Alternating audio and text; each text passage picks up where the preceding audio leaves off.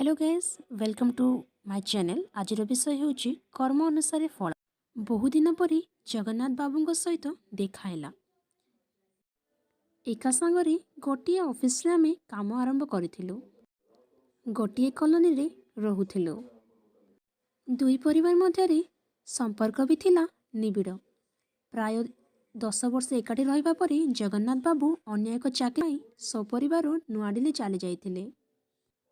परिवार कहले से तांको स्त्री और पुओ से थिले बापा मांकर एकमात्र संतान, किंतु स्त्री पसंद करू नथिबारु तांको बापा माँ गाँव रे रहुथिले।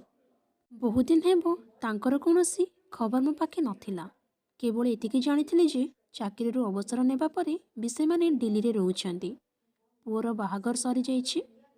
पुओ बहु दुई चाकरी करूछंती।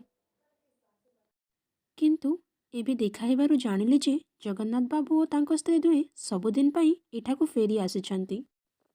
दिल्लीर घर को से बिकी देइछंती।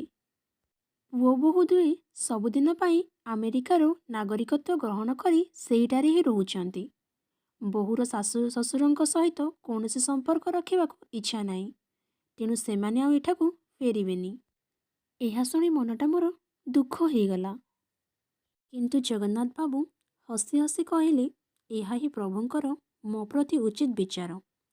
मु निज बापा माँ प्रति जहा करिथिली आज मो पुओ मो प्रति ठीक सेया करिछि। कारण आमको निजर कर्म अनुसार ही फल मिली थाए। Thank you friends. वीडियोटी भल लगिले एहीपरि वीडियो देखिबाकू लाइक एंड सब्सक्राइब करबा भूलिबेनी। पुणी थरे देखा हबो एहीपरि एक सुंदर वीडियो माध्यम रे।